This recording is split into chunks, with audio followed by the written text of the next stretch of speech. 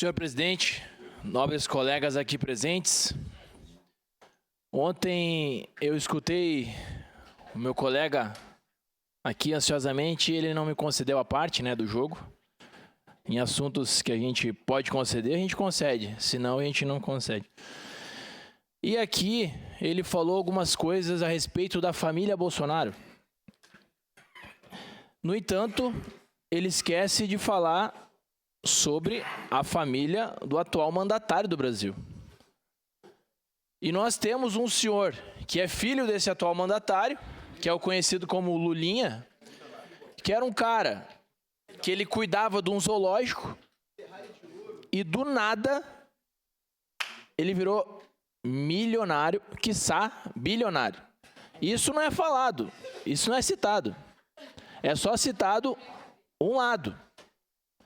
E aqui ele falou o seguinte, de ataque à democracia. Sabe o que eu achei um grande ataque à democracia? O ano era 2006. E sabe o que aconteceu? A Petrobras tinha uma refinaria lá na Bolívia.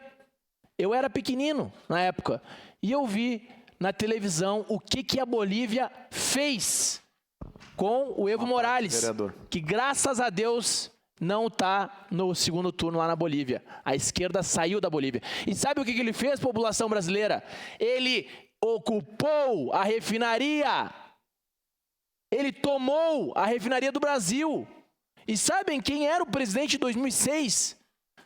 Luiz Fala Fácil Lula da Silva.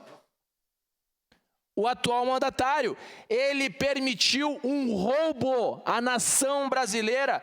E sabe quem pagou a conta? Você. Cerca de 5 bilhões de reais foram tomados do Brasil. Ele ocupou com o exército, inclusive. Dá um Google aí, dona Maria. Dá um Google, seu João. E sabe o que o Lula fez? Como era o meu companheiro? Não fez nada. Simplesmente deixou. Então vamos simular uma venda aqui. Vamos simular uma venda. Já que o senhor tomou a refinaria, vamos simular uma venda. Foi isso que foi feito. Foi um roubo à nação brasileira. Isso é um ataque à democracia que não é comentado aqui. Outro ponto, senhoras e senhores. O ano era 2009. Tem gente que esquece, mas eu vou lembrar. Existe um porto lá em Cuba.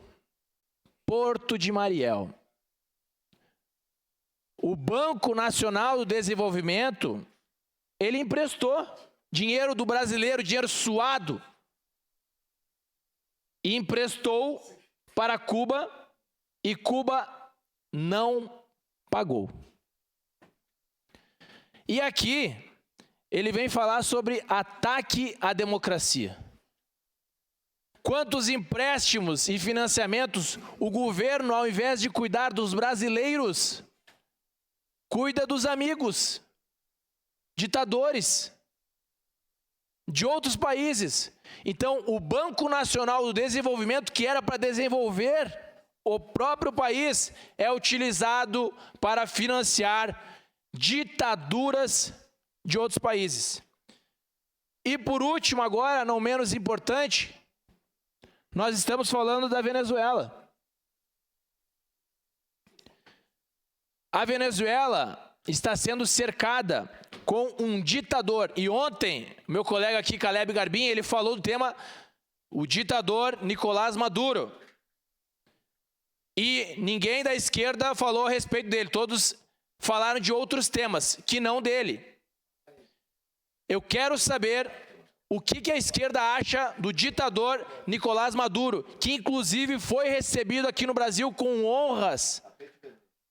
Os meus colegas das Forças Armadas receberam com honraria. Ele não é um líder, ele é um ditador na Venezuela. E agora está sendo cercado pelos Estados Unidos porque ele financia o narcoterrorismo.